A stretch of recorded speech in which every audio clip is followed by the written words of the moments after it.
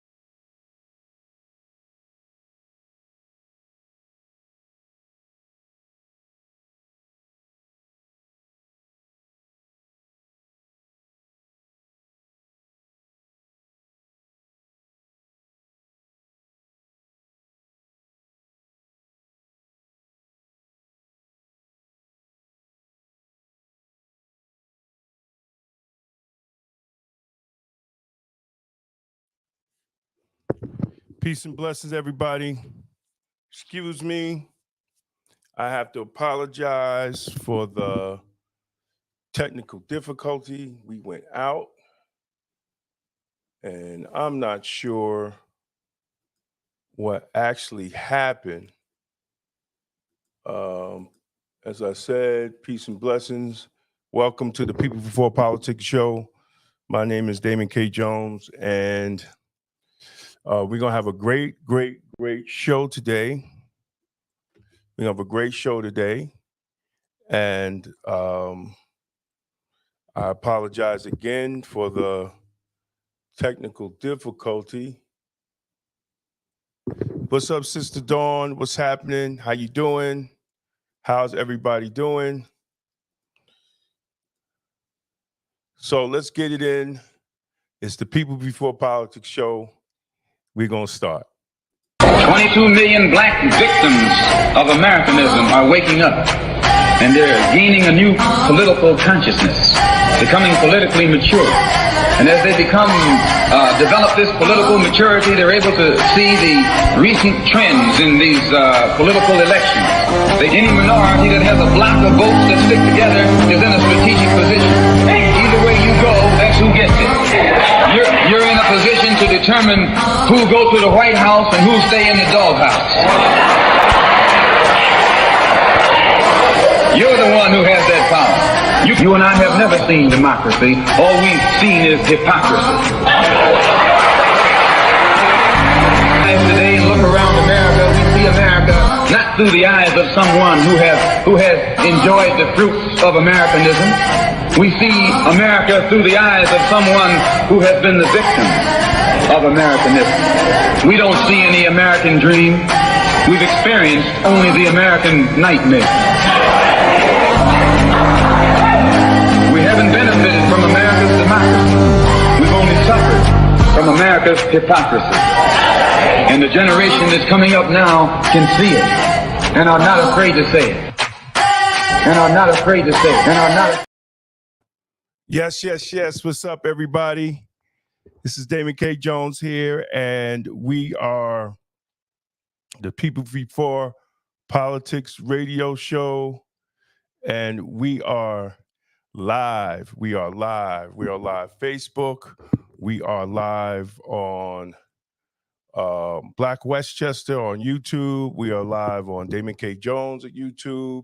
We are live on AJ Woodson on Facebook. And this is the People Before Politics radio show. And we have a good show tonight.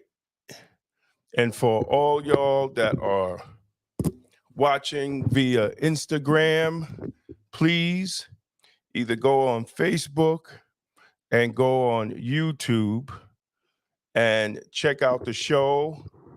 We're going to have some amazing guests on today's show. We're going to have amazing guests on today's show. So if you're watching live on Instagram, please go over to YouTube or Facebook and check out the People Before Politics, Black Westchester Magazine, People Before Politics radio show.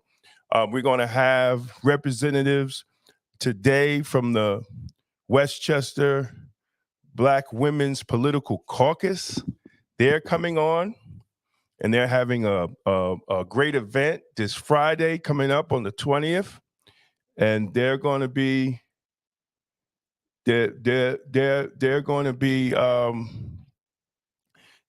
on soon.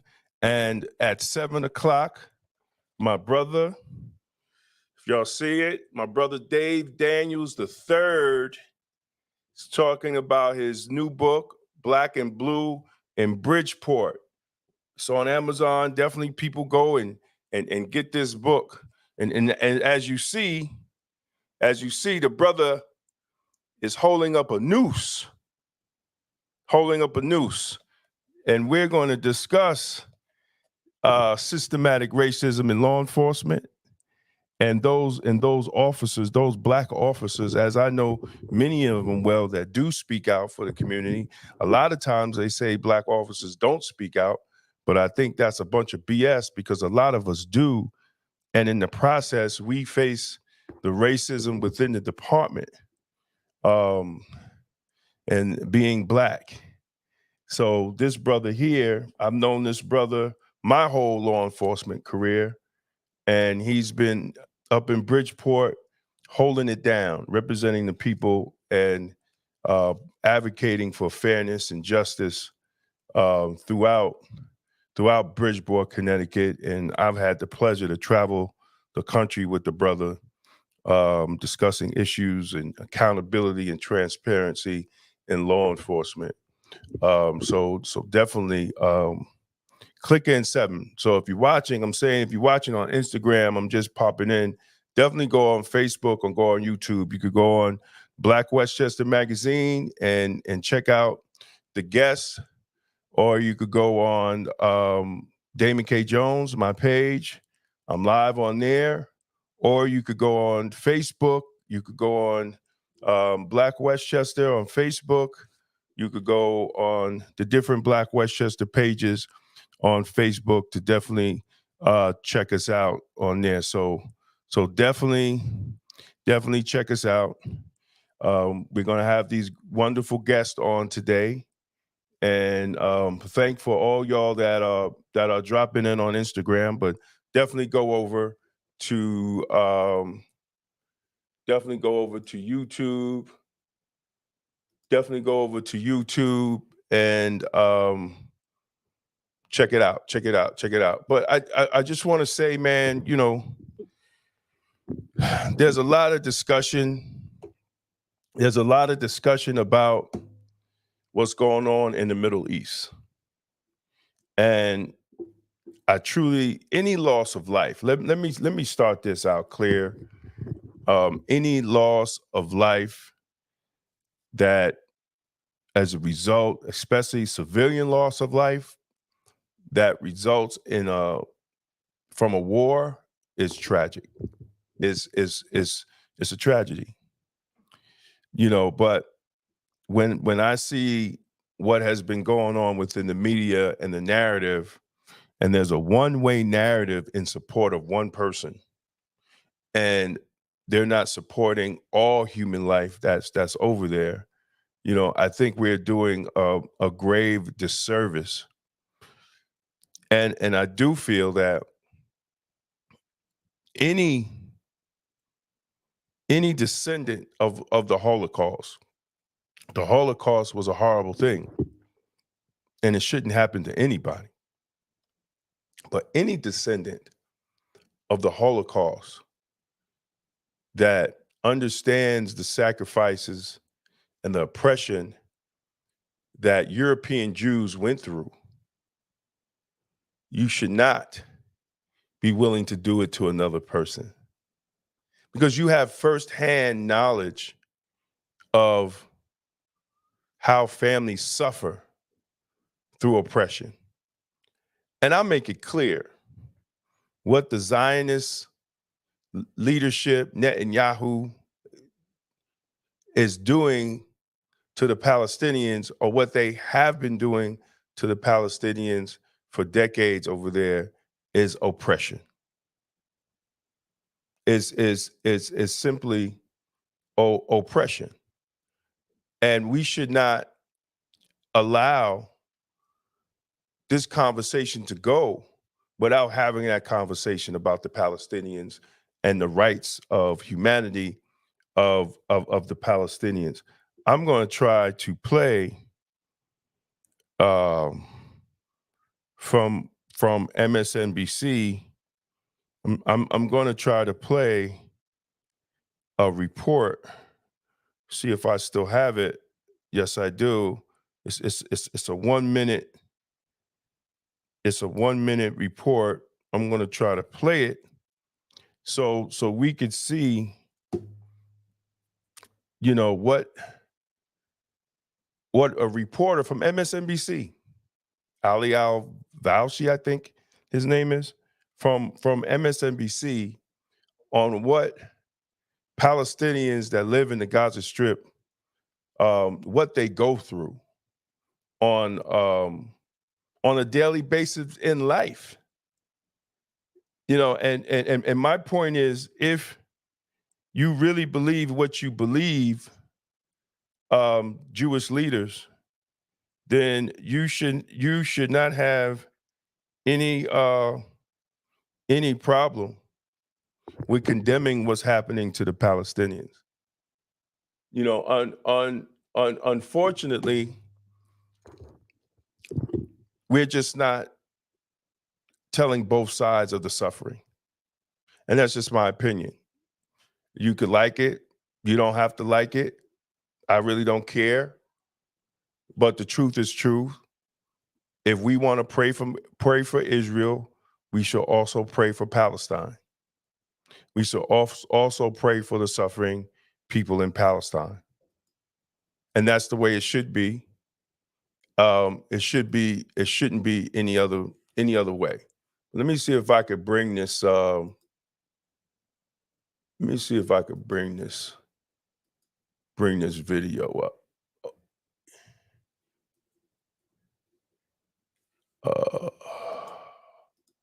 I'm not even sure if I could hear it. It says mute. It says on mute.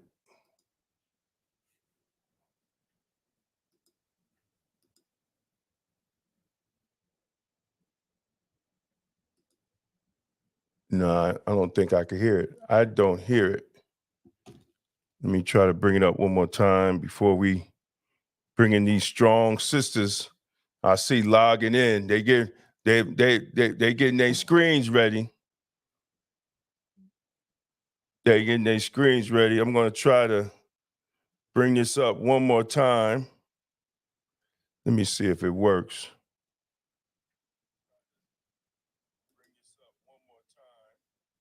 Let me see.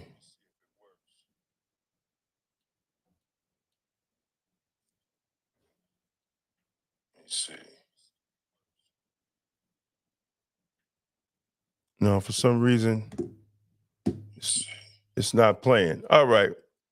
I'm gonna have to come back to that on another date. I'm gonna have to come back to that on another day and really go over this video, because I think we all need to hear what this brother has to say of the life of the people, the average life of a people in Palestine, the Palestinians, and what do they have to go through. But with further ado, I want to bring on Lisa Marie Nero, my sister. It said, what? Wait a minute. Sunoco. Looking at the Sabomi. Oh, I'm like, what did it say, Sunoco? What's that? I must have typed it in wrong. I was like, who's that? That's because she's an oil magnet. She's an oil magnet. Exactly. Wait a minute. I see Gia Clark, right? But her screen is black. She there? Where'd she go? Yeah, Gia, you gotta come on camera, boo boo. Get that wig straight.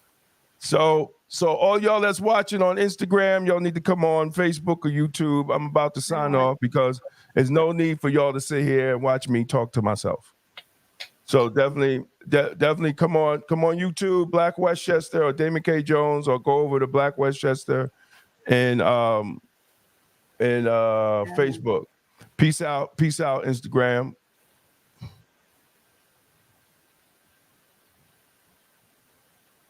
Good evening, everybody. How y'all doing? Let's give a round of applause. Hey, yeah. How y'all doing tonight? We're good, Damon. Thank you so much for having us. Oh, thank you for coming. Thank you for coming. Definitely. So, tell us what's going on. Y'all got an event coming up. Yes. What type of event for the people that are watching? First, for the people that are watching, please give a history of the organization, how it started, and how long y'all guys been around, and your mission and everything, so people will know. Some people might not know who you are. So we are the Westchester Black Women's Political Caucus. Our founding members were Alice Scott and Joan Mosley, who just passed away on Thursday. They were both from White Plains. And they met when they both worked at the NAACP. Joan Mosley was the legal counsel for the NAACP, and Alice Scott went to White Plains High School and then went on to NYU. But they met and formed a lifetime friendship. And they came together in 1976 to form the Westchester Black Women's Political Caucus. The first meeting was held in White Plains, and some of the original members are Judge Dolores Bradwhite, Honorable Ruth Hassel Thompson, and the late Mae Morgan Robinson, the mother of the godmothers of Yonkers politics, the Robinson twins. Those were some of the original members. Great. So on Friday, the 20th of October, we are celebrating our 46th anniversary. And our theme, 47th anniversary, you're correct. And our theme this year is Stronger Together. And we are absolutely delighted that our keynote speaker is Lacey Schwartz Delgado, who is the wife of the New York State Lieutenant Governor. She's a well-known filmmaker. She's currently writing a book, an attorney, and a motivational speaker. And at this time in Westchester County, at this time in America, when a lot of our rights are being questioned and taken away, affirmative action is no longer on the table. In some states, 38 states, voting rights are being challenged. So we, members of the Westchester Black Women Political Caucus, want to remain focused on the goals and objectives of our founding members, which is to uplift Black women into elected office in New York State, Westchester County, New York State, and beyond. So I'm going to hand it over to Lisa. Yes, thank you, Madam President. My name is Lisa Maria Nero. Some of you may know me as a co-host for Black Westchester Radio. That's right. And it is a pleasure to be back on here as a guest. And of course, I miss being on the radio with Damon so much. I know now that you have retirement, you got nothing but time and opportunity. That's what everybody say. Everybody's saying that, but I'm so busy. I don't understand. Like everybody say, my wife said it last night. You ain't got nothing to do. Like everybody's saying that, but I don't understand. No, and listen, let me tell you something. Just to let you know that I'm definitely not only the co-host. I'm a fan of the show. I am so into your love Sundays, your love piece. I love it. I love it. I love it. It just, and I love when you do the piece on health. I know we're supposed to be talking about our organization, but we can't do that without coming on and blowing you up and what you're doing and the forums that you've been doing. So Damon, just kudos to you, with everything. Well, thank you. I also want to, of course, thank your other co-founder. And it's like AJ, we just have this special relationship, and and it's like I have you to thank because there was such a connection, and I actually have Madam President to thank for even giving me the opportunity, because the first time I came on was when I was promoting the 45th anniversary. So my coming on this radio show was thanks to Madam President. I will always give kudos to her for making that introduction. And then, that's when you and AJ were like, no, we have to keep you on. So, absolutely. Yeah. No. So thank you. And just a shout out to AJ with his books. I'm so proud of him. I'm so proud of him. Everybody knows anything that I do, to help AJ make sure I make sure that the caucus advertises in your magazine, online, and in newsprint. And again, we just thank you because especially you celebrated so many women of the caucus in that book. So again, kudos just to Black Westchester. We're here to support. We are definitely the women behind the strong Black men, or besides them, because we got your back. So, and I just wanted to add to one of the original members for the caucus. We would be remiss if we did not remember, of course, Madam Bernice Burton, also from Greenberg. And I have a special place in my heart for Bernice because I took over her place as district leader for district for electoral district 64.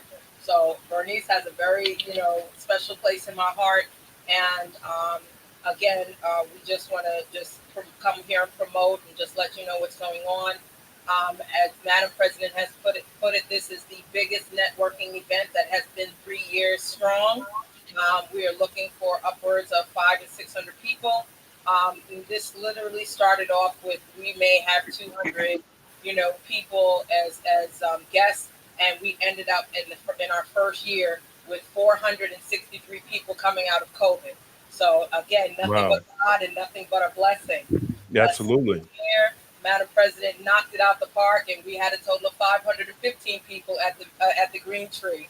And so this year, listen, look who we have as our guest speaker. We're honoring, of course, Honorable Pearl Quarles. May she rest in peace, Queen Mother Pearl. And I'm going to finish up there, and I'm going to toss it over to my wonderful, wonderful co-chair, Miss Gia Clark. Hello, everyone. Can you hear me? Yes.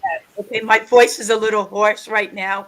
I have a little bit of a cold, so I apologize for the raspiness. It's But I okay. wanted to do the same thing that Lisa and Madam President did, is to thank you, because you're the voice that the community can hear that we don't hear on the regular channels. We don't hear Thank you. that. So Thank you. this is like, I want to say, the true community speaking to connect. So thank you, thank you, thank you for that. We're so Thank you. lucky to have you. I'm one of the co-chairs, and I love this organization, the Westchester Black Women's Political Caucus.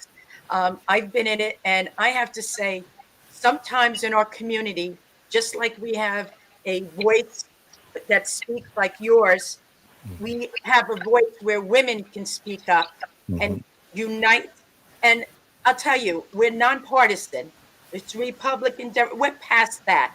We Right. are open to people in the community that want to know what's going on in their community. What can they do to be involved, get involved with the change? They don't want to hear about the change and then find out, well, how did that happen? They Right. want to be involved in it to know Mhm. that their voice was heard. So anyone out there that wants to do that and get involved in the Westchester Black Women's Political Caucus, you don't always have to be person running, but you're now in a group of women that care about their community and want to know more. So I'm blessed to be in this group. I'm also the co-chair this year of the event that we're having coming up Friday. I've learned so much by doing this. I'm in the community. I live in Westchester.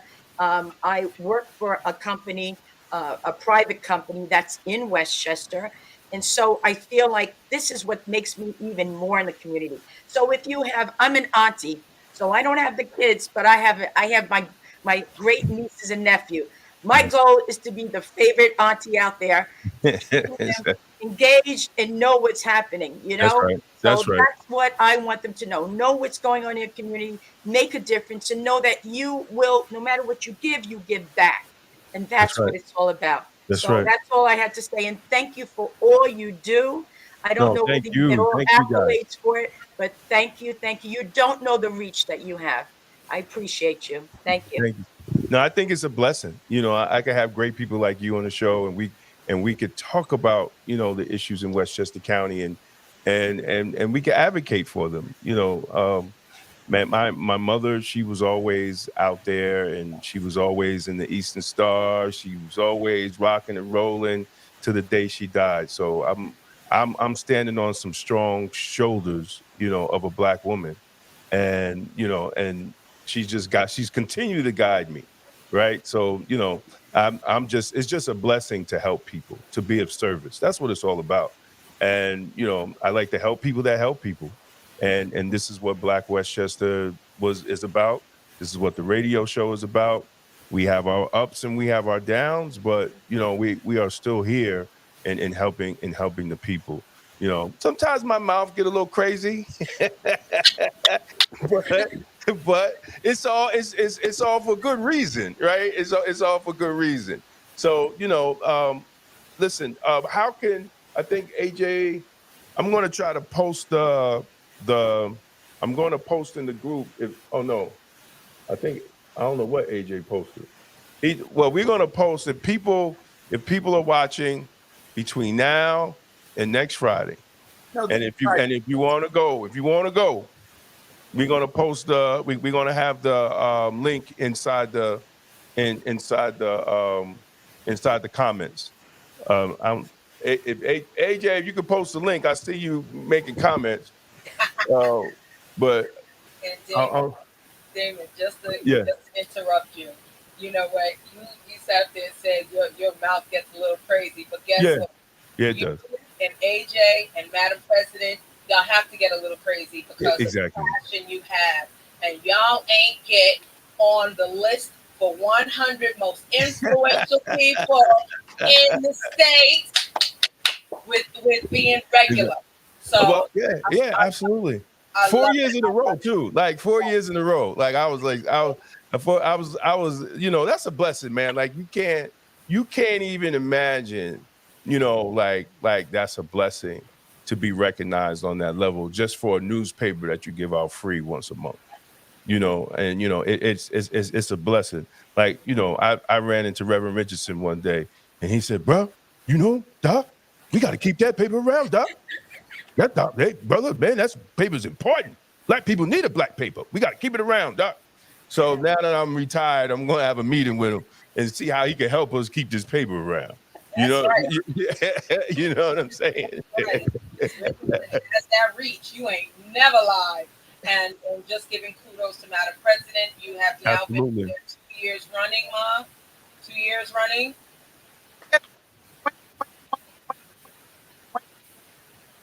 You broke up, Shabona. You're breaking up. 2021, 2022, 2023. All right. You know, the way that Madam President has grown the caucus exponentially, um, we now have a stronger voice where, there are organizations coming to us like, hey, would you like to participate in the candidates forum, when that was almost unheard of That's right. before. So we now have a stronger voice. We have Madam President to thank for that.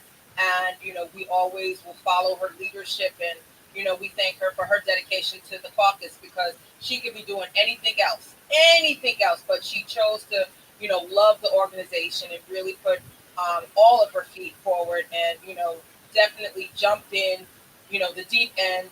I don't even know if she knew how to swim, but she knows how to swim now. So again, kudos to Madam President for her leadership. And but again, we go right back to the source of thanking Black Westchester, because again, you had us on the show first, so thank you. No, we got to thank the black women. We got to thank y'all black women. We got to thank y'all black women for standing up in Westchester. Because sometimes, man, I got to look at the men cross-eyed and say, how these sisters over here putting out, with Farrakhan? I'm like, where the cues at? Where the sisters? Why the women standing up? Where are the men? Where were the men? I said, wasn't no man. No, we ain't seen nobody. We ain't seen no men stand up. What the sisters stood up? Farrakhan, no. You ain't taking Farrakhan down. Men was like, I was waiting. I said, okay, the sister said that the men gonna come out. Ooh, you ain't hear nothing. Say that one more time. You ain't hear nothing. I wish I had that silent button. I wish I had that. Damon, we are so happy that both you and Hold on, the men, it was just crickets. Yes. That's all you heard from the men was crickets. My black men, what's going on? These sisters showed y'all out with that. With that, I'm just letting y'all know. They showed y'all out, man. Yep. Y'all got to redeem yourself when next something else come up. Yeah. If they come out before the men again, I'm gonna be like, man, y'all, come on, man, y'all. I don't know what's going on now. No, Cliff Abrams and I were in constant communication. I know with Madam President, she was in constant communication with Cliff Abrams. He will tell you, no matter what's going on politically, Cliff has our back, no matter what. Yeah. No, he was like, no, absolutely. Who came forth. So, no, and we thank again Madam President for taking that step out on faith. She did, and wait, let's keep it 100. She got some heat. She did. So, I know she did. She took a strong stand. We stood behind her, And no, it was just, but you're right, crickets. Yeah, it was crickets. It was crickets from the brothers. But Yep. I mean, come on, man. Like, but that was, I mean, that was power. I was watching. I was watching. We was doing our thing, what we were supposed to do, but we used to not one man organization. We couldn't. I don't even think the Masons put out anything. I'm like, come on, brothers, bruh. Come on, man. But I mean, y'all stood up, and that's what it's for, man. Like that's why I definitely respect the work that you do. I love to see strong women holding it down, and it inspires me as a man, because you see the sisters stand up, you gotta stand up. Well, you're supposed to, right? You're supposed to stand up. But just watching y'all, and especially with that, just watching y'all how y'all handle yourself very professionally. The letter was beautifully written. The statement was beautifully written. It put some heat on them. And I know y'all got pushed back because anytime we stand for ourselves, and especially stand for the minister who's been fighting for us for over 60 years. We're going to get heat back. And family. Exactly. Yep. Exactly. So that was a blessing, and we got a lot of praise, and we got a lot of thank yous from Chicago. Even on Instagram, one of the minister's sons thanked us for standing up for their father. When a lot of people wouldn't. And if you follow the history of the minister, you know that a lot of people don't. And it should have been passes out there. It should have been, because the issue was bigger than just a picture. It was about our legacy, our history, and for us to choose who our leaders are, not nobody else choosing who our leaders are. And I think it kind of, it kind of made what we went through less important when other people throw in what they went through. We're not talking about what you went through. This is not a Holocaust mural. We understand it. We get it.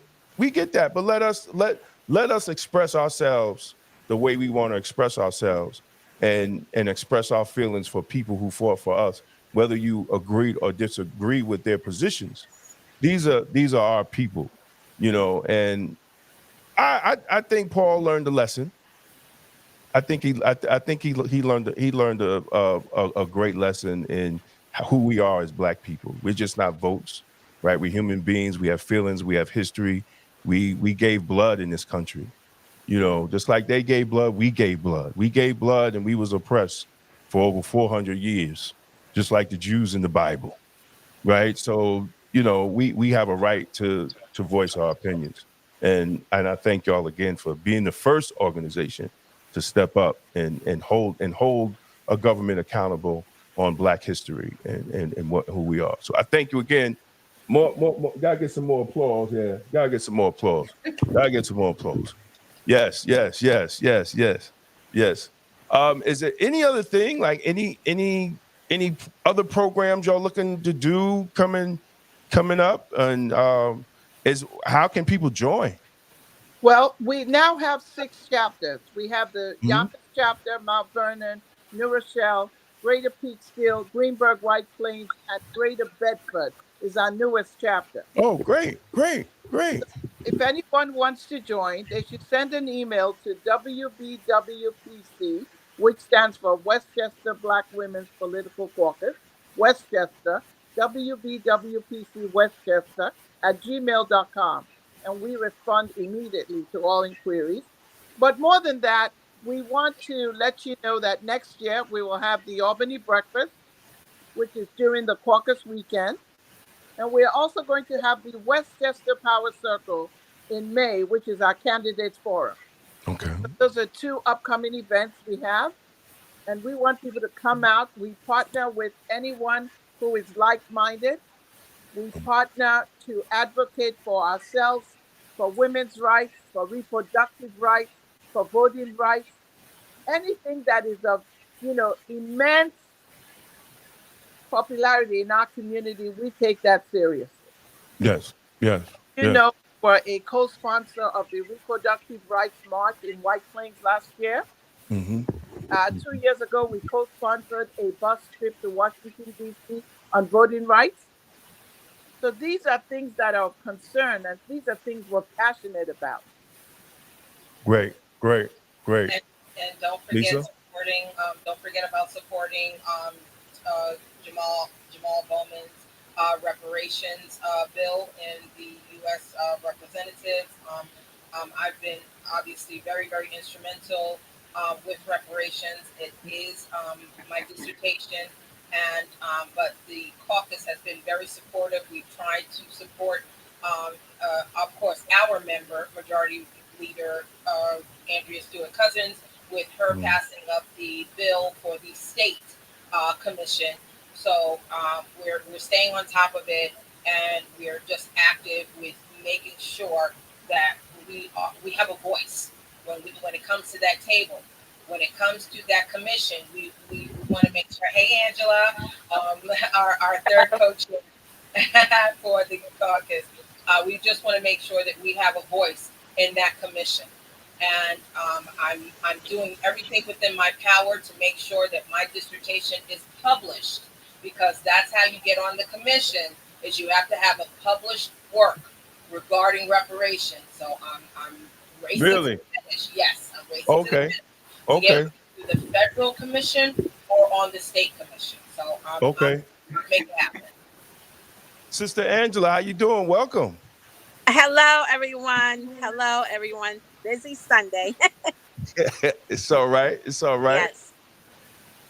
It's all right. Yeah. Y'all got me sitting next to Jamal. I got to keep my eye on him, make sure he don't be pulling no fire alarm. I got to follow him around the spot, make sure he ain't pulling no fire alarm. Like, yo, dude, like, what you doing? Put that down. Don't be messing up this party. What you doing? Wait, Damon, quick true story. I'm sitting there door knocking, right? And then all of a sudden, out of nowhere, he was just like, yeah, what about that Jamal? I said, listen, he made a mistake. Yeah, he made a mistake. He made a mistake. We got to let that pass. As long as he don't do it again, then we know it's intentional. They was just like, everybody kept saying, there's no way Jamal would delay the vote. No way. No way. And you know, we're calling him Jamal, but listen, he is honorable doctor. Hello, somebody. Yeah, exactly. Exactly. But I got my eye on him, y'all. I'm gonna have my eye on him Friday. I'm gonna be sitting right next to him, like, don't you go next to no door, man. Listen, you know Lewis got his back, so you know. I'm gonna keep my eye on Jamal that night. Now, Angela Farish is our mistress of ceremonies, and she has done a phenomenal job working with the co-chairs to put together an awesome event. Angela, let's hear from you. Yes. Well, I'm super excited again to serve in this capacity for this wonderful event. I am so looking forward to it. I just want to make sure that everyone in the room just enjoy the evening. I am so looking forward to hearing from Miss Lacey Delgado to just unleash a word for us that evening. So again, I am just super excited, and I'm also humbled at the opportunity to serve as the mistress of ceremony. Thank you so much. Thank you, Angela. We are blessed to have you in our midst. Talk about a few of your guests that purchased tables. Let's talk about that, Angela. Yes, so I was very fortunate. New Rochelle is on an uptick in development, and we do have, for the first time, our master developer, RXR, who purchased a table.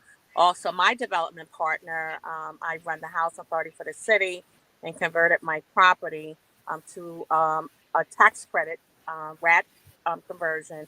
And Property Resource Corporation is another developer that purchase a table. And another partner is McQuestion Development, who worked with the Housing Authority in the past to convert Hartley houses into heritage homes. So again, forging those relationships, and it's very important that when developers come to your community that they give back. So I am grateful for those developers investing back into the community. Thank you so much, Angela. And did you know Damon, who's on the line with us, and AJ Woodson will be at the event? They purchased their Wonderful. tickets, Woo! so they will join us at the event. Yes, I'll be there. Just tell us about your connection to News 12 Westchester, Angela. So, of course, Joe Apicella is one of the guests who will be there, and he's married to Tara Rosenblum, and they will be at the event. So I'm really super excited about that. And also, more importantly, I am super, super excited that our city manager, Ms. Kathleen Gill, will be in the room that evening. So again, our city is in a major, uptick in development and transition in leadership. And to have her as our city manager, she is a strong partner with the Housing Authority. So I'm grateful that we were able, for us to be able to be on her calendar. That's great. That's Thank you so much, Angela, for just being the mistress of ceremonies, for taking this event on, for making sure that we have an amazing classic event that night. Thank you, your two co-chairs. And let me point out and shout out Gia Clark. Gia Clark's father was the first Black businessman in the city of Yonkers. Do you want to talk about that, Gia? Sure. Anytime you can talk about the people that got you where you are today is always a blessing. That's right. So yes, That's right. my father, this was in the 60s. He bought out, he was a general manager, but he was able to buy out the owners of Frigid Manufacturing on Nepperham Avenue. And he was the owner. He employed people in Westchester and also in New Jersey, because at the time it was very hard for anyone to say that they're going to work for someone who was Black. That's number one. And that was in the 60s. And I can tell you that the stories that I can tell you about my family and how he held strong. We lived in Yonkers, and we had our garage burnt down. We were on the news. My mother wanted us to move so bad, but my father's like, no, I can't. I have to make this to say we are not moving. We are going to make a stand to say this is not right. And, if you do that long enough, you'll find the people that are not afraid to come out of the woodwork to support. And that's what he did. So I believe he's in my heart, one of the heroes in our family, because he gave us a history of you stay with it. You stay with it. My father used to say, just do it, before that became the logo for anything. It was just do it. And I'm telling you, that's in the 60s. Just do it. That's Don't right. be afraid, just do it. And if it's the right thing and you lead with your heart, you cannot go wrong, because you're doing it in God's way of what God wants to be done. So that's what I want to share. And I share that with any young person. And Shibomi brings up about the caucus. We want more young women in the caucus. Yes. We need them in the caucus. We need them in there to keep it going, to keep that livelihood of old and young together. So please, if you're listening to this, if you feel any inclination, you don't have to run, but you want to support your community. You don't want to be a district leader. You don't want to, but you want to support with a bunch of women that want to join the caucus, please. Yeah, I tell everybody to join organizations. That's part of networking, especially if you have a business. I know, Saboni, you sent me about 3 or 4 times an application for my wife, but I just can't catch her. She come home, it's like, pew, pew, pew, pew, pew, and she's gone. I'm like, geez, guys, I can't catch her. I'm still trying. I can't catch my wife. I don't know. Maybe we'll keep trying. We'll never give up. I keep trying. I keep trying. Sometimes I gotta catch her. You know what I'm saying? That's my wife. Like, you got to slow down, baby. Like, you got to come on over here. Can't be running around working for the man all the time. It's funny you say that. Angela also serves as our membership chair. Angela has done a dynamic job as the membership chair. Angela, you want to share some of your good things that you've done? Yeah, again, also always supporting the organization. Of course, Madam President, Mr. Bomi. The goal was to increase membership to bring in some future leaders. And that has always been a goal. And I am so grateful that under Sabomi's leadership, our caucus has grown tremendously. Even the New Rochelle chapter, I remember when I started a few years ago, we had a handful of members, and now we have over 30 members. And my goal is to keep, you know, pushing and pressing upon young women that we need you. You are the future, and you know, look at the political climate. We got to make sure that we have, a harvest of some strong Black women coming behind us. So that is the goal, to continue to empower young Black women to either seek higher political office or That's right. encourage those who are running. That's right. That's right. Yes. Thank you, Angela, for all that you do. And let's go back to Lisa Marie Nero. So Lisa Marie Nero is good when it comes to our bylaws, our policies, our procedures. And I just want to shout her out because she knows the bylaws inside and out. Unlike me, who has to look up the page and read it again, she has it committed to memory. Let me and Yes. I add a little bit of history because, Madam President, you said something very, very important at the very beginning of the show. You said that the co-founders of the caucus were members of the NAACP, Yes. and everyone is wondering how do you know the bylaws so well? And I'll never forget AJ came on. He was like, "What's a parliamentarian?" I said, "Oh my God." He was like, "Tell us more about it." And what happened is the reason why I said it's so important, and that's how I remembered the bylaws, is because they follow so closely with the bylaws of the NAACP, where I have been a member since a teenager. So Wow. that's why because it lines up. It's so easy to it's just been I've known it all my life with the bylaws with and wait, Damon, Lena Anderson has pounded on Exactly. bylaws with the White Plains Greenberg branch of the NAACP, brilliantly now President Janice Griffith, who's also my member, and I say my member so proudly because I'm a new president of the Greenberg White Plains chapter, and but it's the bylaws. They all know. I mean, any question. It's so funny. We'll be in the middle of a business meeting, and Madam Parliamentarian, I was just like, yes, ma'am. And it's so funny because at our last meeting, they was like bylaws, and I'm sitting there like, and you get a bylaw, and you get a bylaw. You just giving them all out, right? You just They're giving like, them what all is she out. pulling it out of her behind? I was like, oh, here's a copy. So Exactly. and Exactly. I'm all about rules. I'm all about regulation. And David, I'll be coming up with research, and you'll be like, yo, how she get that so quick? Research is in my blood. It really, Right. really.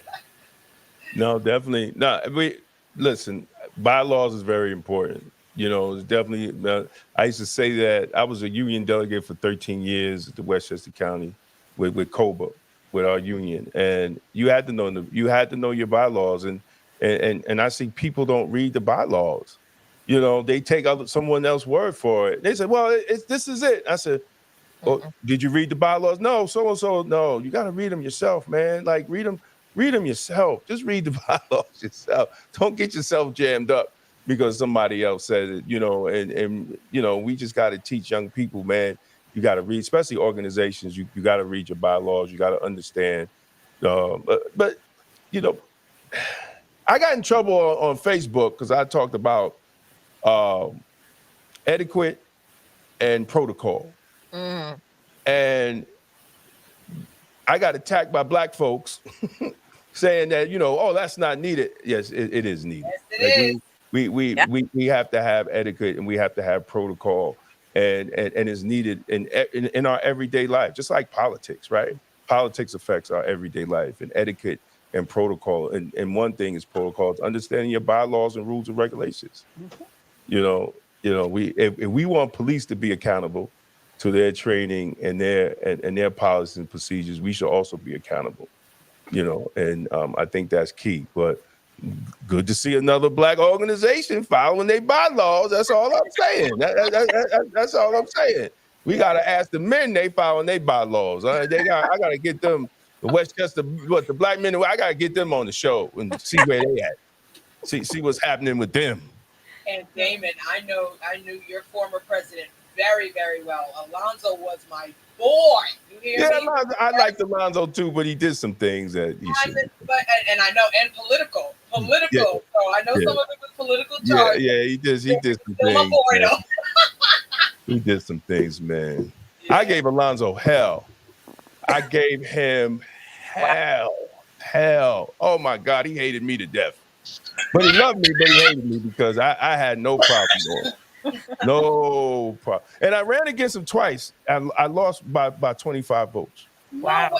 Okay, Andrea Stewart Cousins. I lost by 25 votes. And I think them votes was made up because I was beating him in all the buildings, and all of a sudden, absentee ballots, he passed me. I said, "Oh, this is Andrea Stewart Cousins against Spano." They done pulled out dead people. They done pulled out dead people with their absentee ballots. You know what I'm saying? Like, That's all right. But let me tell you, they wish I was president now. Those are still clients. We should have voted for you, man. Well, you know what? I'm about to retire. I'm out. I don't even care no more. You know. Damon, I still go to the golf outing. I say nothing. You hear me? Those are my clients. When y'all get assaulted, y'all come to me. No, absolutely. Absolutely. But, you know, we're going to have some issues because they're offering us 4% less than they're offering county police. And Department of Corrections is mostly black and brown. Yeah. So, you know, and county police is majority white men. So we have a problem with that. You know, we have a problem that you're going to give us 4% less. And we still got blocks closed down because of COVID. We still dealing, we still working with masks on and things like that, which police don't have to. They out in the fresh air.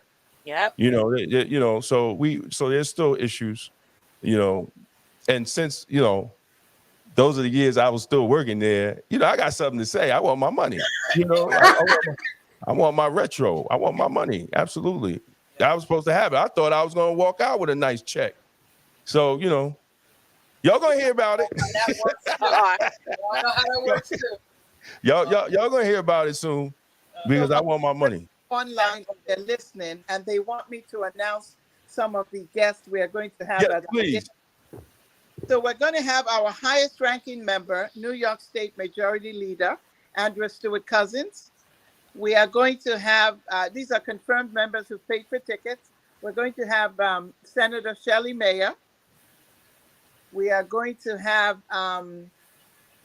Assembly Person Gary Pretlow, as well as Assemblyman Steve Otis, as well as Assemblywoman Dana Levenberg, as well as Nada Sayed.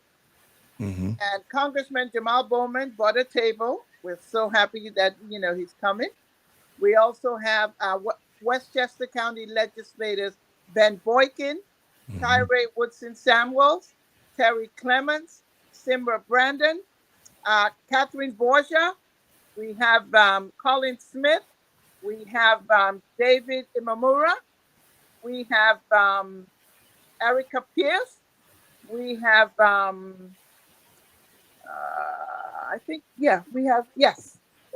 Jose Alvarado. We have David Tubiello. We have James Nolan. So we have so far confirmed 10 of the 17 Westchester County Board of Legislators. We are hoping the others will purchase their tickets before Friday.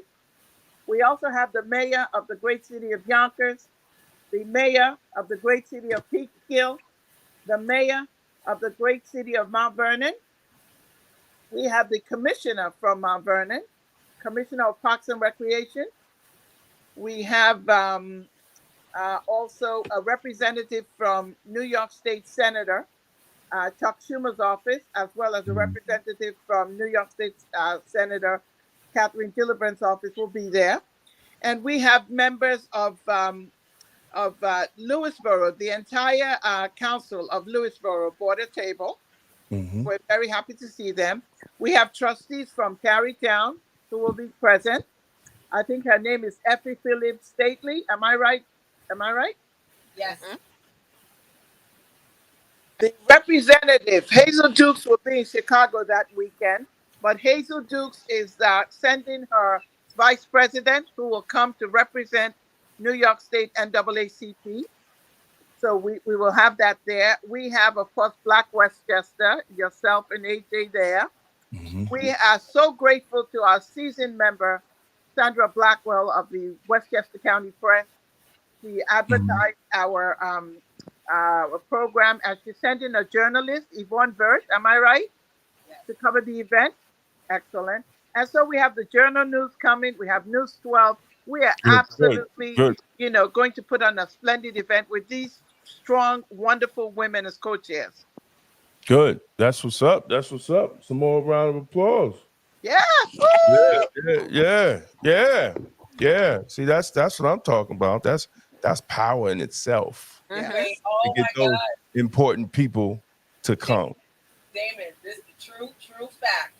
If you Google Westchester Black Women's Political Caucus, my quote comes up under Andrea Stewart Cousins, where I said there's a lot of power in this room. It's Googleable. Exactly. And Senator Cousins has always been a friend of the show. She has always showed the support for Black Westchester Magazine and the radio show. I remember one time she came and she was only supposed to stay 10 minutes. Just when we had the studio in Yonkers. She was only 10, 15 minutes. She ended up staying the whole show. Wow. She done kicked her shoes off underneath the table and she's talking. And then we was like, all right, well, the show's about over. She said, oh my God, the show's over? We were like, man, you did this whole time. You just sat with us the whole time. But she's always bigged up the show. She always shown us respect, and we definitely respect her and what she has done for women, Black women, the community, and what she's done for Westchester County and her leadership. You know, And Damon, we're so thankful, but I Yes. also know you have a guest coming on at 7:00. well, he ain't here yet. Oh, okay, no he problem. ain't here. He ain't here yet. Oh, okay. Well, you know how I go. I'm like, Yeah, he ain't here yet. And this guy here, I've known this guy for over 30 years. He's a retired Bridgeport police officer. And we're going to talk about his new book, Black and Blue in Bridgeport. And as you can see, he's holding a noose Wow. in his hands, which was found in the police department. So, the history of the struggle of Black officers throughout the United States and even throughout the world, because it goes on in the UK, it goes on in the UK too. But dealing with racism within these police departments, it's still happening, right? We haven't changed. We haven't changed it, and my brother's gonna come on and talk about his story. But his story is just like many other stories. His story is like my story. His story is like so many other officers of different law enforcement departments that have dealt with racism and bigotry and all the other isms that deal with these law enforcement departments that we're still trying to fix. It's a continued fight. But they definitely get the book. It's on Amazon. Definitely support him, and he has great stories to tell about the book. One day I'm going to write my book that actual of the law enforcement side and the things that I've dealt with. Right here in Westchester, you'll never think, but yeah, one day I'm going to do it. One day I'm going to sit down and do it because it just needs to be told too, because they don't think like the way the media portrays, that we don't deal with all that. We deal with it. We definitely deal with it every day. So definitely he ain't here yet, so I don't know where he at. Don't wait to tell your story. Now you put it out here and you said you're going to do it. So now next year, don't be around here. You're going to say, I'm still thinking about writing that book. You know why? Because here's the thing. I'm still putting in the atmosphere that I might get one of these real positions that I can make change. So if I come out with that book now, it'll be incomplete. You know, it will be incomplete. So I'm trying to put it in the atmosphere that I'll get somewhere that I'm able to make the change, make the necessary change, and be and not care, like, you know, like do the change, and if whoever's over me is mad, then I'll just go back to Middletown. You know what I'm saying? Like, you know, because you know, it ain't about the money, it's about implementing something that Black law enforcement have been advocating for the last 60 years, that for some reason when we get in these positions we don't do. And I'm still trying to figure out why, right? Why we don't do it, because there's a plethora of information out there of what we've been saying, and there's reports, and there's commissions, and there's this, and there's that, and there's this and that. But why haven't we been able to implement it, you know, as people in those policy making positions? So hopefully one day, God is willing, you know, that I'll get somewhere and I'll implement it. And, you know, people don't like it, then I'll just go home. Well, start the story. Start the story. Yeah. Oh no, Start those chapters. no, I'm putting it together. Yeah, you know, a lot of it is together. You know, and it's funny because Black Westchester is part of the story, because we started the paper off of a press conference I did. That's how the paper started, because the local news was not giving the story the way the story needed to be told, and YouTube was just young back then. You know, YouTube was just starting to jump off.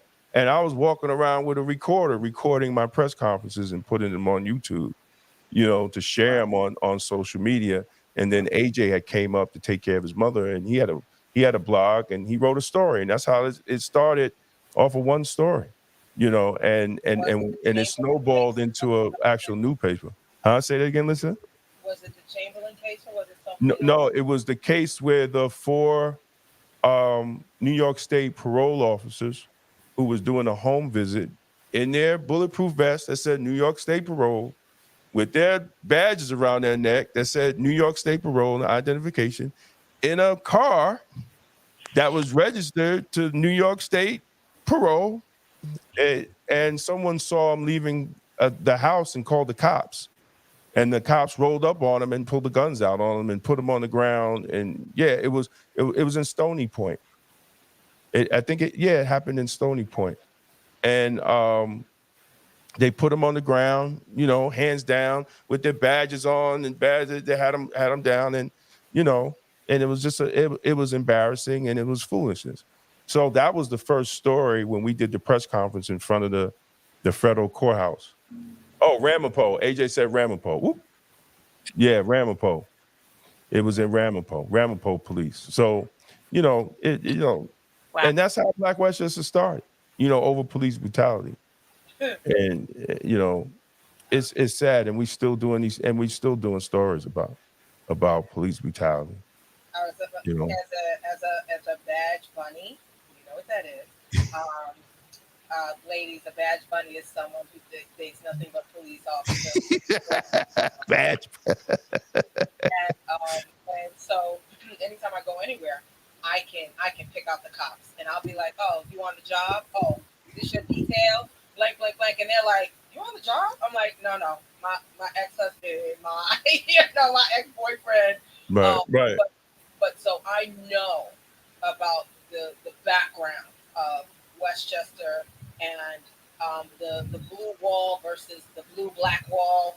It's, you know, it's very real. A lot of people, you know, don't understand it, but you have to be in it to, you know, to understand it, or be, you know, have a significant other to really understand the blue-black wall. And, you know, I'm often given a lot of leniency because I have a white badge. But if I didn't have that white badge, I'm telling you, the racism, it's crazy. It's crazy. And even with the badge, they do look at it crooked, but they don't know who I'm married to. So, yeah, it gets crazy. Well, we're about to end the show because I just got a text from Dave, said he can't come on.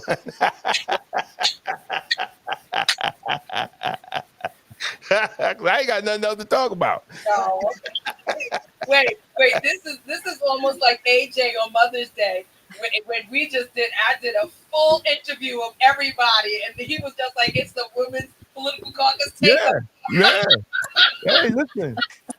He ain't. And look, I ain't sweating it. I ain't sweating it one bit because I've been up all day making labels for my wife's muffins, and because she's gonna start tomorrow, God willing.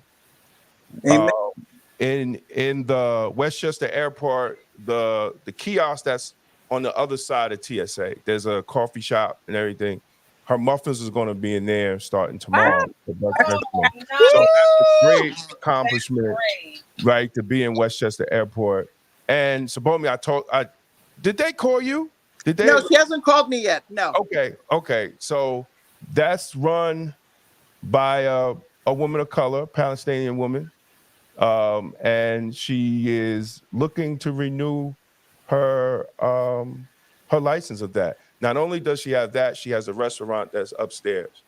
So there's a woman of color running that, and nobody knows. Like nobody. I never knew it. Until I talked to her husband, and I didn't know they had all that. So our goal is to make sure they keep it.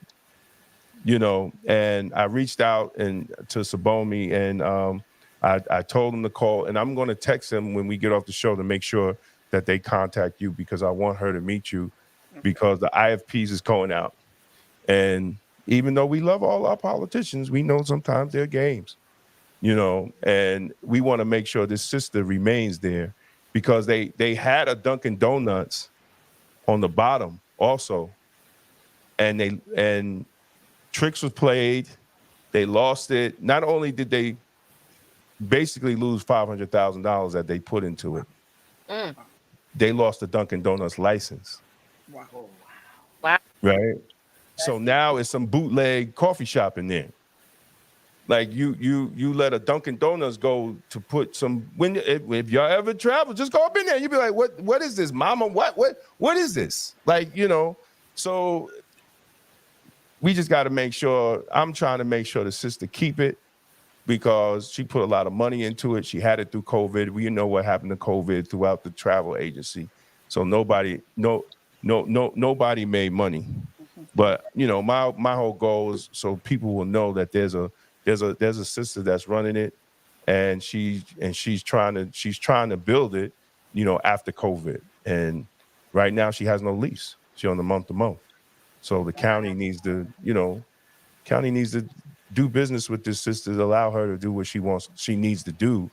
And so she won't lose the money that she's invested, into these restaurants. So we're trying to help her, give her something different with the muffins, morning muffins and all that other stuff that she could sell to the people, that come through the airport. So that's what we try to do. That's what we're trying to do. But I'm going to text her husband tonight and make sure that they talk to you, Sabomi, because, once you talk to her, man, she's beautiful. She's a beautiful sister, man. She's a beautiful sister, and she just wants to do business, and have an opportunity to make that grow, and that's all anybody asks, to get a chance and she never got no COVID money. No, she never got anything from that. Wow. She never got nothing, and I was upset, to see that because of the potential, and we understand if they want it done, they'll make it happen. I've been in this game long enough to know if they want it done, they'll make it happen. There's no excuses. There's just somebody within that circle just wants to says, okay, make it happen. It's going to happen, So I hope they come. I hope they call you so they can come so you can meet them. They're a great couple, great, beautiful couple, and they're just trying to do honest work and honest business, and that's what we want. That's what we want. But Dave's not coming on. Is there anything else y'all want to talk about? Well, I wanted to talk about the legacy. We are honoring posthumously the Honorable Pearl Quall. So I'm going to have Angela speak on that. Yes, so we will honor Miss Pearl Calls. She has been a lifelong member of the New Rochelle chapter, and I am honored to be able to be in a room when we do this honor.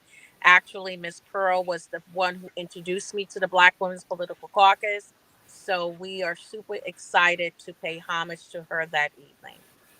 I'd like to also add she has two family members, Dee Dee Oh, and Athena, that are going to be there. So great, we're very proud that they will be able great, there to accept the honors. great. Man, And Sister Pearl Claus Quartz, was the best. yeah, Go ahead. was the first black left Westchester County. Mhm. Pearl Christian Quartz was there for the direction with in West. You breaking up, Saboni. Yeah, you I said the Honorable Pearl Quartz was there for the Oh, absolutely. Westchester.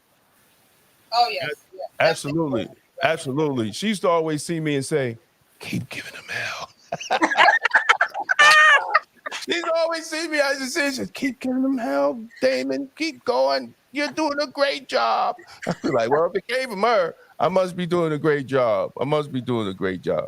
No, but she was a beautiful woman. yes, And, some people gave her flack because she was a Republican and she still with Republicans, but I respected her for that. that's right. She was relentless in her stance, and regardless of whether it's a R or a D in front of her name, she was for Black people. She was for the rise of Black people. She just looked at it a little different than other people. That's all. Yeah. That's all. And we gotta love her, and we loved her for it. Oh, We loved her for it. hey, Damon, what a Yes. lot of people don't realize is that Black people were Republicans first. Mm-hmm. And a lot of people don't realize that. And and again, the turn of tides, when it went to Democrat, Mm-hmm. some people remained Republican. Um, Mm-hmm. and the one thing about Honorable Pearl Calls, I'll never forget. She was in the middle of one of our business meetings, and she said, "How do you expect this organization to get any respect if we are not giving any money to candidates?" And Mm-hmm. Shabomi took that and ran, Mm-hmm. ran, Absolutely. ran, ran, and it was just literally the pearls of wisdom that she gave us. This organization, Yeah, right. incredible. But I'm telling you, that stuck with me. From that point forward, I took my campaign contributions the same way I did my tithing. You have to give. It's not No, no, you absolutely. yeah. Absolutely. Like I used to say, and I never got, I was never jabbing at anybody, but just to the understand the politics, I used to tell people, just go online and see who donates to the politicians, right? And those people that donate are the ones that they work for, Yep. right? Jesus, what did Jesus say? The man who pays the piper calls the tune, right? So Right. when we understand that, you know, we have to have that understanding of politics that we have to say. Dr. Claude Anderson used to always say, right? He would say, Black people need to do the first thing Black people need to do is buy land, right? That's we have to buy land. And once you buy land, right, you take that money from the land and you buy your politician. And if you can't buy them, you rent them, right? Because that's part of power. That's the structure of power. Because when you have land and you have equity, you're able to make the politicians work for you, right? And it's not about color and it's not about party. This is how the system is. That's the way it is. And we have to work from that. And I'm glad Saboni's do it. And I tell everybody else to do it. And I'm like, yo, you have to do it that way. You have to do it. We Black Westchester, our power is our reach. Our power is where we go. And to the point that politicians want to come on the show. We still trying to get Republicans on. I don't understand why they're scared to come on the show. We had a couple of Republicans on, and they was like, yo, we had a great time. We was told not to come on the show, but this is a great show, because it wasn't about jabbing them. It was talking about issues. How are you going to solve these issues that's in our communities? That's what we want to know, right? What's your position? It's not about, I don't care about Trump. I want to know what you're going to do in Westchester County and how are you going to affect Westchester County? What's that young Republican guy that be on the radio, the black guy that ran against Schumer? Oh my gosh, I can't think of his name right now. The young black. I think he's wonderful. Yeah. I really do. I mean, I really think his points on how he see things as a young black man and who's conservative. I didn't have a problem with his answers. Other than he just didn't want to, get at Trump for some other reason. But when he talked about economics, when he talked about education, when he talked about all that, I was like, hey, I think he's right. Because we got to fix the economic system in the black communities. That's right. We got to fix them. Amen. We have to fix them. I mean, people are paying $30,000-$40,000 a year to put their kids in private schools. Preach, Damon. But I mean, that's crazy. That's crazy. No, it is. Damon, it is so funny because it's very funny that you should say that, because just this morning, us co-chairs, we're talking about our president. Yeah, I say it, talking about our president. And we were just so proud at how she lends a hand. She extends the olive branch to the Republicans. Exactly. Nobody does that. Exactly. So that's what we was talking about. We was talking about you, Madam President. We was talking about you. So again, we just that I'm telling you, just us as a group this morning, because we have our own meeting, and we were just commending her, for that outreach, because nobody else is doing it. And yes, we have our strong Black Democratic Dems. We have our our Hispanic Dems, but we have to really commend Madam President for really the outreach to the opposite, making us really seriously a multi-partisan, group. So kudos to Madam President for that outreach, because nobody else is doing it. Well, we're about to shock everybody, because we're about to send Blacks in Law Enforcement about to send a support letter for James Nolan, because he stood strong with the menthol ban, and I got that was the most. No, never mind. Forget about it.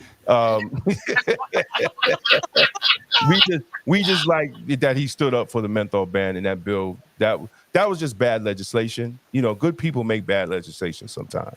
And now we're fighting it on a federal level. You saw that? Did you see that? I was like, oh my God.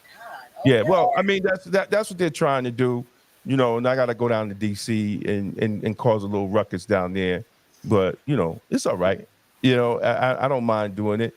But the whole thing is they just can't. That's going to be a bad bill. It's going to put burden on law enforcement, and states have laws that you can't have untaxed cigarettes, and you could get locked up for that.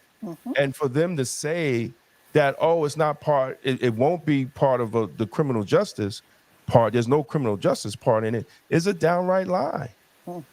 Is a downright lie. And now, if I'm a bad cop, if I'm a racist cop, and I see a Black person smoking a cigarette, I know 9 times out of 10 it's going to be a menthol, right?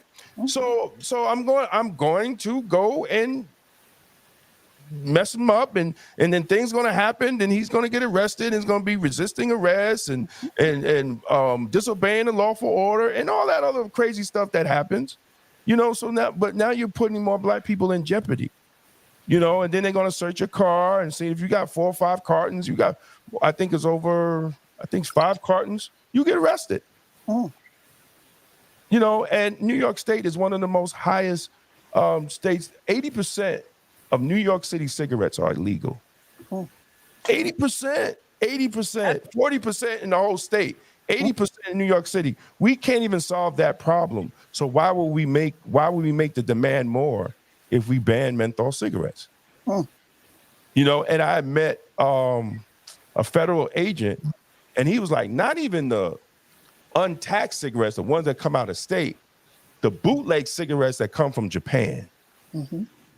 Only like a real smoker will know that this ain't no, because they're used to smoking it. But there's millions and millions and millions of cartons of cigarettes that come into the United States that are bootleg from Japan. Mm. So you're going to increase that one, right? You're feeding the animal and banning it like that, and you can't even control it. And that's the problem. So, we were able to convince Lattimore, but now we got to convince the Biden administration not to do it. Well, all law enforcement agencies have said it's a bad idea, and so I don't know. It just continues. I agree with the comments. Damon K. Jones for commissioner. I agree. I love it. That's what I'm talking about. Round of applause. We got to keep putting it out in the atmosphere. One day I might pop up somewhere. You never know. You never know. But if I do, there's going to be some change there. It's going to be some change. It's a good try. Yes. Yeah, exactly. But I want to thank y'all, man. I want to thank y'all for coming on, and I'm definitely I'm definitely figuring out what I'm going to wear on Friday. All right now.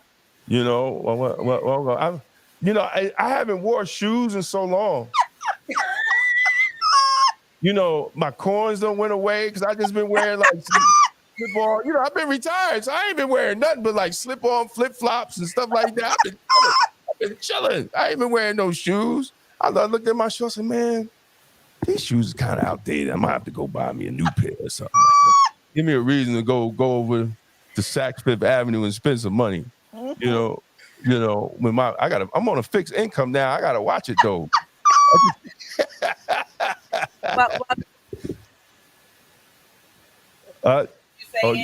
Say that again.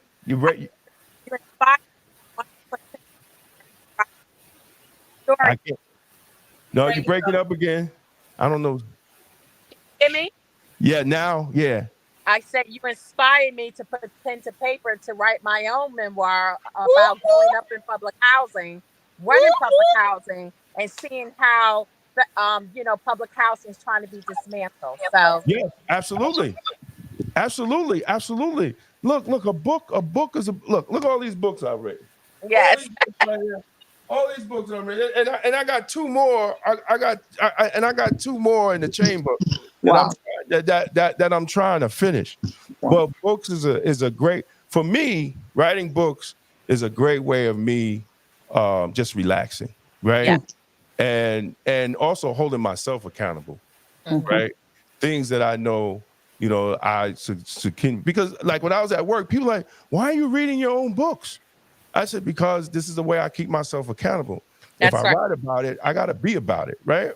So I always read my own books at work, to just keep myself accountable. And like things I go to, like this book here coming up, conquering emotional eating for lasting wellness, right? When I'm stressed out, I eat, right? So I had to figure out how you need to bring that on Friday so I can buy it, please. Yes, that's my testimony.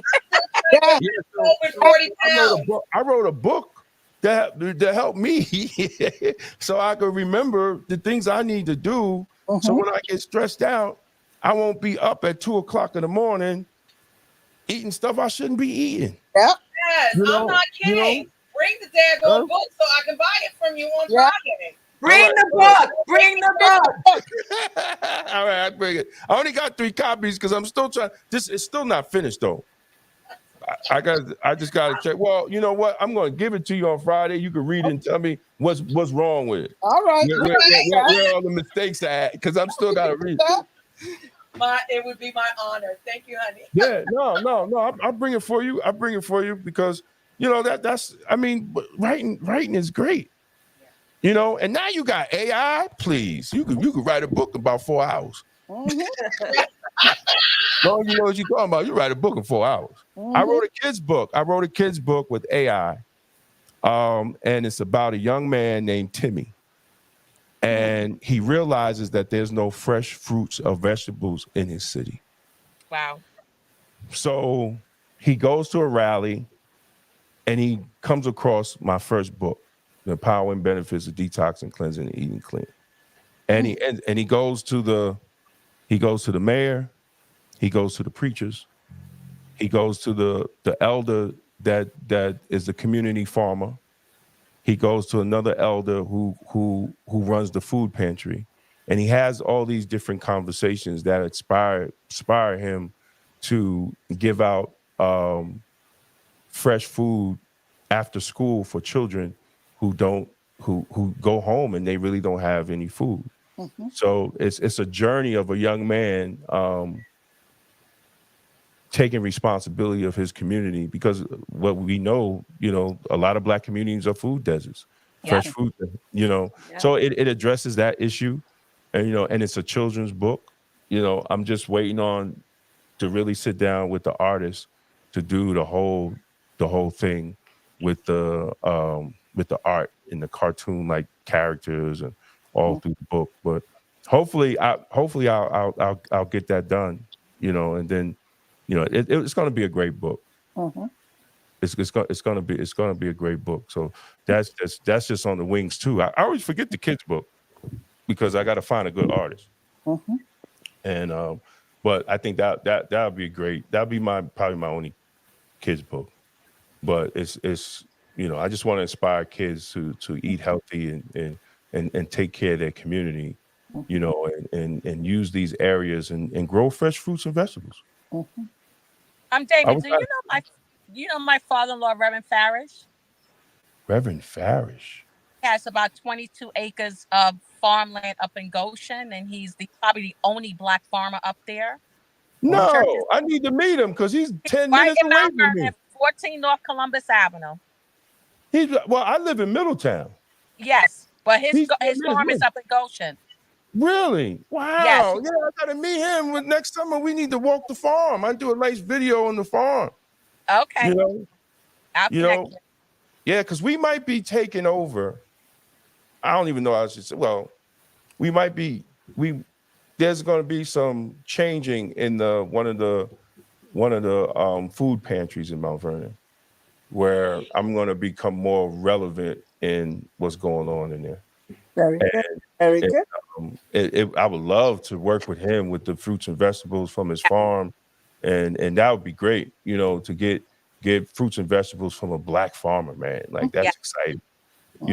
That's exciting. So, me and my cousins, we own 30 acres down in North Carolina, and we're trying to figure out what we're going to do with it. But if the state goes to marijuana, it's just going to be 30 acres of weed. I'm going to tell you that right now. We're going to get that money. Yeah, my first cousin, he's the state of North Carolina public safety. What they call him, the public safety. He's the top cop in North Carolina. Basically, he's the head Negro in charge of all the law enforcement agencies in North Carolina. So he just told us to wait. He said, just wait. It's coming. Just wait. So we just waiting it out. Okay. And we just gonna get. It's gonna be called the Buffalo Farm. After our ancestors. Last name is Buffalo. Soldiers. Yeah, no, Buffalo. Remember, my mother's maiden name was Buffalo. Oh, okay. With an E. So all her brothers and sisters, they're all Buffaloes. I still got cousins with the last name Buffalo down in North Carolina. But so we just gonna call it the Buffalo Farm and figure out what we're gonna grow on it. But land, I never would want to sell it. I'll just leave my portion to my son and my grandchildren. But I told them I'm not. Ain't no sell coming from this person. Ain't no sell. So we just got to keep land. That's it. We just got to just do something with it. But farming is great, man. I definitely, man, I'll be excited. Yeah, that's great. That's great. Black Dirt Country. Yeah, because I'm about to do a mentoring program too, hopefully at the library if they get their stuff together. And that'll be a place we could bring the kids. Yes. Which library? Huh? Which library? Mount Vernon Library. Mount Vernon Library. I have a program called My Life, Youth Leadership Institute for Future Excellence, and it's a 6-month program. And you know, we're gonna meet 2 Saturdays a month, and one of the Saturdays we're gonna have.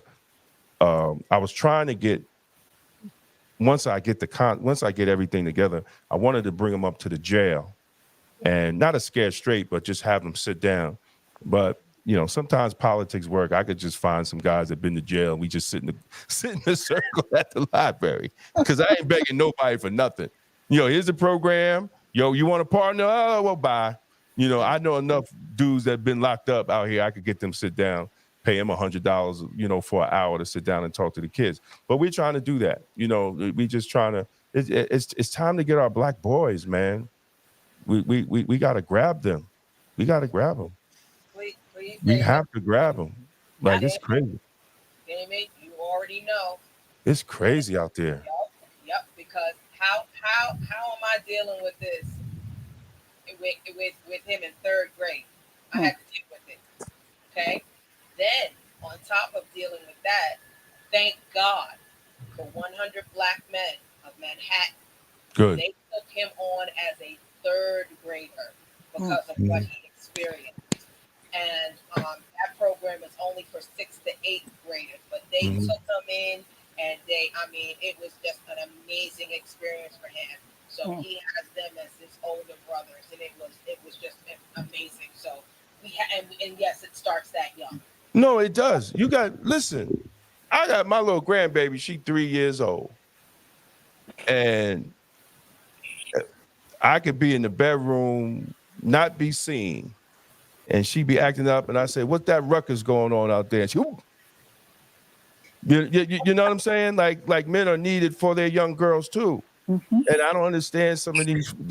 We gotta start with the men, so they don't be going around making all these babies, and then they get with the white woman, have a baby, y'all get married, put the ring on, get married, had the baby, y'all work it out for the rest of your life, because that's what y'all vowed to.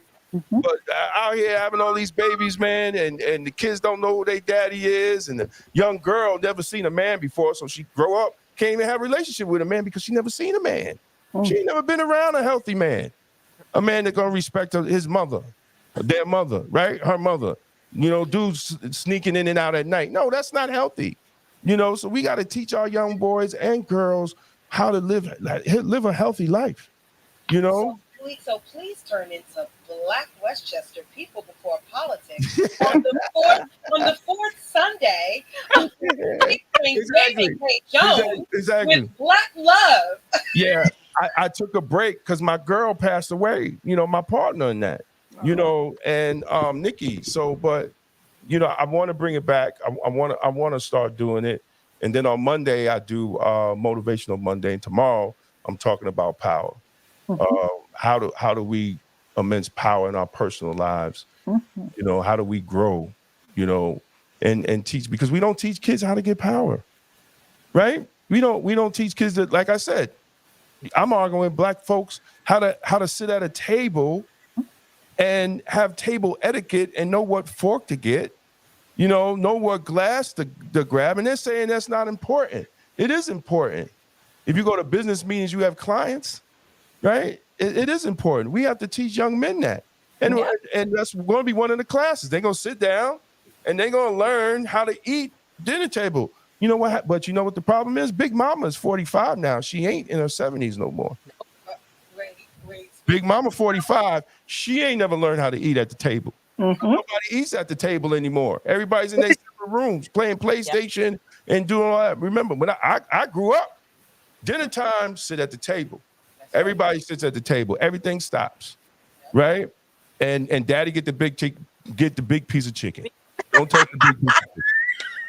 Daddy get the big. He gonna work hard and pay all these bills and put these Pro-Ceds on our feet and all that. Daddy get the big piece of chicken. Don't touch that piece of chicken. Damon, let me give you a little I call it a shortcut.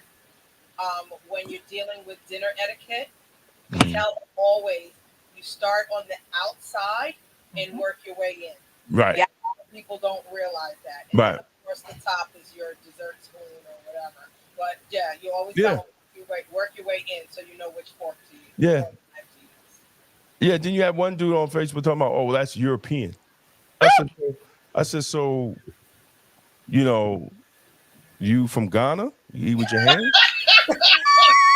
How does that work out at Ruth Chris? How does that work out? Eating with your hands at Ruth Chris, right? They said, sir, we don't do that here. This is not the establishment for you to be eating a steak with your hands, sir. Damon, wait. So that was definitely the wrong question because remember my answer. Yes, I am European. Exactly. I'm like, come on. Now, if I'm in Ghana, right? If I'm in Ghana and they eating their hands and I sit at the table and ain't no fork, guess what's gonna happen? I gotta eat with my hands, right? Yep. But we in America, man. Like that's not happening at Ruth Chris. They're gonna kindly tell you, sir, you have to use a fork and knife. That's right. You know, you have to use a fork and knife, sir. Like I don't understand black people sometimes, but it is what it is. You know, we just got to keep fighting and keep pushing it. You know, it was like 100 and something comments on just one day. Just talking about using the right knife and fork. Mm-hmm. Yeah. And then I put the video up. The next day, I put a video up of two little black girls learning proper food etiquette. As for all y'all that was arguing with me yesterday, here's a video for y'all how to cut meat and cut fish.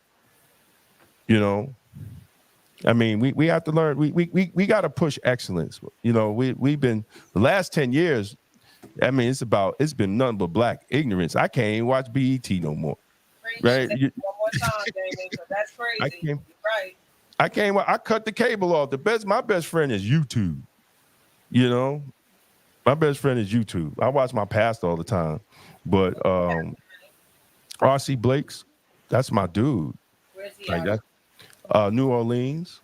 I had to go to New Orleans to get a preacher I trust. I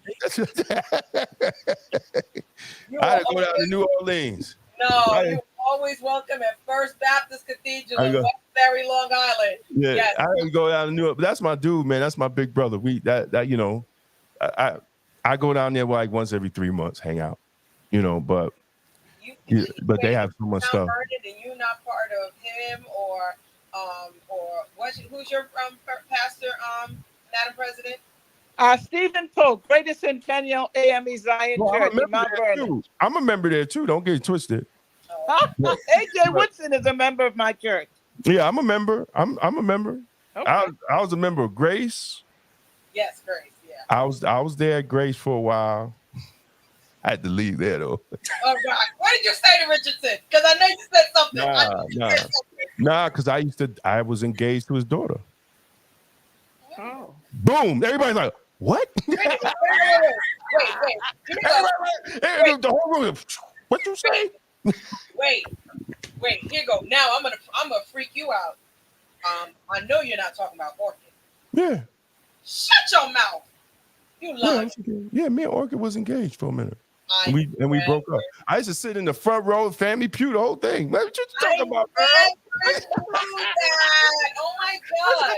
Wait, so everybody's trying to figure out how you know his daughter because 6 degrees of separation. Kim, my cousin, went to Edgemont with Orchid. I know. Oh, okay. No, it just ain't work out. I mean, it is what it is. Like, she's still a great person. It just ain't work out. I mean, you know, ain't no hard feelings. Me and Rev still good people. It just ain't work out. You know. Then I met my wife and I got married. It is what it is. You know, but you know, it just ain't work. Black business. Go ahead with the cupcakes. I love it. Exactly. Yeah, she doing her thing. But you know, me and Rev still cool. You know, me and I ain't got nothing else to do. I still respect him as a man and what he's done and what he has accomplished. Yes. You know, and he's a wealth of information. Yes. You know, and when I see him, I try. He's came on the show. Nice. He's came on the show and got so comfortable. He was saying things. I was like, Lord have mercy. He's gonna make these preachers mad at him. He got comfortable. Even AJ, you talk to AJ. AJ was sitting like, I didn't know he was like that. I said, dude, he comfortable. He know me. He comfortable. He just, what? I was sitting, I'm like, oh my God. He just went in. Yeah, He he went does. in on these pastors. He went in. Wait. Hold on. Madam President, Yeah. was he at ours at the 46, or was that the multicultural where he went left? That was the multicultural. That was not ours. No, he He wait, could I do can it. honestly say he blacked out. I got nothing but See, love that's for the rev that. I know. That's a rev I know. That's a rev I know. Blacked out. That's He a rev was I like, know. Yo, he blacked out. And wait, Madam President, do you remember what he blacked out about? I can't really remember. Okay, he blacked out about another Democratic group running candidates against another Democratic group. He Yes. went left. It Yo. was the Black Gems. It was the Black Gems dinner last year. The Black Gems. I couldn't remember. All I know is it was. Listen. He went left. He left nothing on the floor. You hear me? Nothing. We was all like, did he just say that? Did that just Y'all, happen? let me tell you something. Y'all can pull it up. Mhm. It's on tape. He started talking about how these preachers be kissing behind, and he ain't got to kiss nobody behind because his membership hold him down. And I speak my truth. And we just said, AJ, I was laughing, right? I'm laughing because I know that rev, right? I see that. I've seen that rev. AJ ain't never seen that one before. And AJ was just like, he was on the camera like, and I'm just like, go ahead, Doc, go ahead. I'm goofing them on. Go ahead, Doc, tell that truth, man. He blacked out. Do you hear me? And I'm trying to think of who I ran into afterwards, and they were like, "Oh my God!" I was like, "Yo." Nah, he gets the truth, you know. He gets the truth. He gets the truth, you know. I have a lot of respect. I have a lot of respect for Reverend Richardson. You know, he do his thing. You know, it's about his members. You know, he take care of his members. You know, and you can't ask for nothing less. You know, when a pastor take care of his members and make sure, you know, some things we don't understand what he does or why he does it, but he takes care of his members from what he does, and I can't get mad at that. You know, I can't get mad. Some people do, but I don't, you know. But Damon, he said it from the floor. Oh, absolutely. He said there was only one race. They weren't running a candidate against another person of color. I said, I'm mad that he even knew that. He was just like, there's only one race. I was like, oh shoot. I was like, let me just wait. Exactly. Like, yo. I remember he spoke in Yonkers. He spoke. I don't know where we was at, but he spoke in Yonkers. It was at the library, and I think it was about police brutality or something. And he said, and he said the most common sense thing.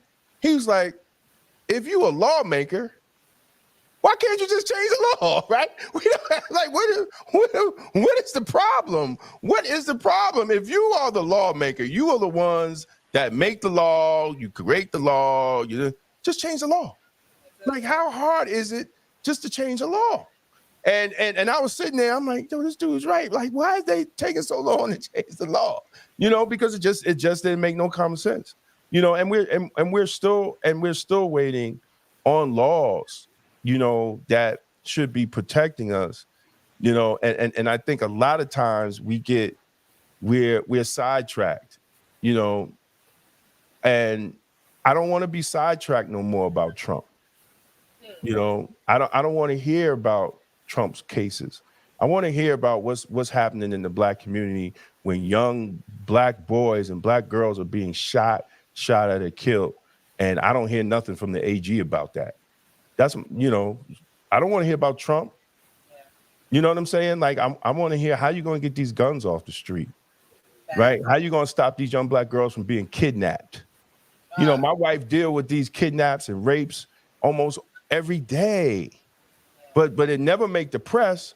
But these things happen. You know, like, and what are you going to do about it? You come in the black neighborhood and you talking about Trump. Name it. No.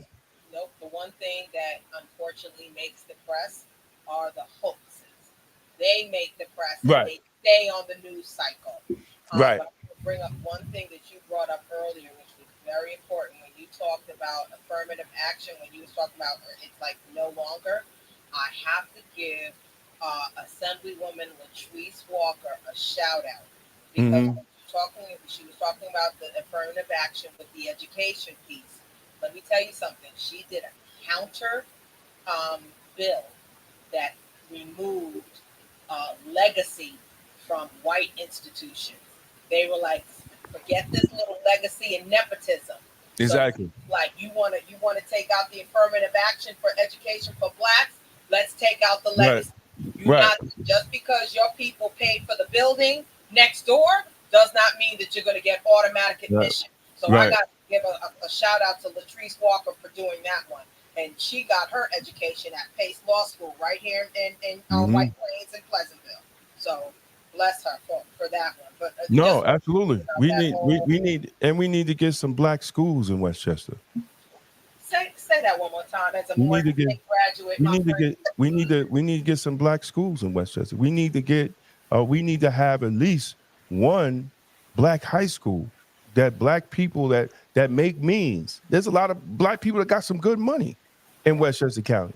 Why can't we have one prestigious black high school in the county? Like I don't get it. They want to put them in Africa. They want to put them in Africa. They want to put them in Africa. They want to put them all in foreign countries. Yeah, we got all these rich folks over in Scarsdale and East, all these rich black folks. We had Beyonce and Jay-Z up in here. We had this one and that one. Their secret Scarsdale house. Exactly. Everybody know they here, right? You know, I mean. Wait, ask the real estate broker down there in the bottom of the corner. Exactly. And, you know, I mean, we can't have a prestigious black high school. You know, we can't put our great education minds that's in Westchester to say we're gonna get some funding, and we're gonna have a black prestigious high school where we can send our young black kids, you know, to have that are advanced, and make sure, you know, my granddaughter is advanced in everything, right? And we have no place to send her, right? Where we have no place to send her that's going to continue with a black ethnic base, you know, that she's going to grow. So she has to continue to go to Mount Vernon, and Mount Vernon it's insane. Like I don't even want to go to the high school. I don't even want to go to the high school. But you know, I mean, it's not my child, right? But you know, I'm like, but there's no place that we could take these kids that are excelling, and even regular kids, you know, but kids that are excelling, and put them in, you know, a nice black educational system, you know, in Westchester County. We should have had that a long time ago. And you know who needed to head the school? Who? BAG. Who's that? And Glover. Oh yeah. Well, I mean, yeah. Well, she's you know, she's retired now. She ain't messing around. But I mean, we should have had it even when she was doing that in Woodlands, and she was taking kids to Africa, and she was making sure these young brothers and sisters had a Afrocentric base in education. You know, we wasn't even thinking about it back then. Like we should have been. We should have been focusing on it back then. You know, I mean, it's my opinion. You know, when Dr. Chase was in Greenberg, she was doing a hell of a job with programs with young black boys and having functions. And then they get rid of her. Like, what is wrong? Like, I don't get it. Wait, remember I told you where she went, right? Yeah, she out in Long Island to white folks. Where my church is, Westbury. They ain't that white out there in Westbury. He's so silly. Like, wait. She in Newcastle. She in Newcastle. She in the Greenberg. She in the Greenberg in Westbury. Well, you gonna get shot. In the Fairview section. She in the Fairview. Oh God. Oh man. Yeah, I ain't messing with y'all. We done been on what? Jesus Christ. It's almost 8 o'clock, man. Yes. We done messing with y'all. Yes. You know. Again, Damon, thank you so much. AJ, No, thank you. Nothing but love and respect. Madam President, closing words. We are just so grateful to partner again with Black Westchester Magazine, and we are just looking forward to seeing everyone at 6 p.m. on Friday, the 20th of October at our 47th anniversary gala. See you then. Awesome. Madam Co-Chair. Just to say that this has been a pleasure. Please support everyone in all the groups that are here, and we hope to see you then. And again, I always my wonderful co-chair and my Madam President. I just want to thank Black Westchester for this opportunity. I'm telling everybody, please don't miss cocktail hour. We have No, I'm gonna be there for that one. We have a wonderful Jazz Academy Award nominated jazz singer, thanks to our Madam President. Let me tell you something. She was singing all my songs when I got pulled out to the front desk. And I'm telling you, this woman comes with her accompaniment, and I'm telling you, it is all the way. Everything. It's just, she's amazing. She was singing everything from Mary J. Blige to she was singing her hind parts off. Again, award, Grammy Award nominated. And please remind me her name, Madam President. Antoinette Montague. Antoinette Montague, amazing. But again, Damon, we love you. We support you. AJ, thank you. You're in sabbatical this weekend. I know, and thank you. I want to thank everybody for coming. We're going to put in the link. If you're watching later, we're going to make sure the link is in there if you want to buy tickets for the event next Friday. Support me. I'm definitely going to reach out to my friend, my brother AJ. He'll be back next week, and maybe Dave Daniels will be back with his book. Maybe he'll back next week with his book. But tomorrow, 8 p.m. On my YouTube page, Damon T. Jones, I'm going to be talking about the power within. In our pursuit of power, resilience is our compass, guiding us through storms and adversity. So we're going to have a great discussion. It's a pre-discussion of the book that's coming out. I'm going to go over all the chapters in that book. Each Monday, I'm going to do like 2 chapters. So definitely check me out tomorrow at 8 o'clock. I want to thank everybody, and everybody have a good night. Peace out. Don't forget my book, Damon. I got you. 22 million black victims of Americanism are waking up, and they're gaining a new political consciousness, becoming politically mature. And as they develop this political maturity, they're able to see the recent trends in these political elections. Any minority that has a block of votes that stick together is in a strategic position. Either way you go, that's who gets it. You're in a position to determine who go to the White House and who stay in the doghouse. You're the one who has that power. You and I have never seen democracy. All we've seen is hypocrisy. Today, and look around America, we see America not through the eyes of someone who has enjoyed the fruits of Americanism. We see America through the eyes of someone who has been the victim of Americanism. We don't see any American dream. We've experienced only the American nightmare. We haven't benefited from America's democracy. We've only suffered from America's hypocrisy. And the generation that's coming up now can see it and are not afraid to say it.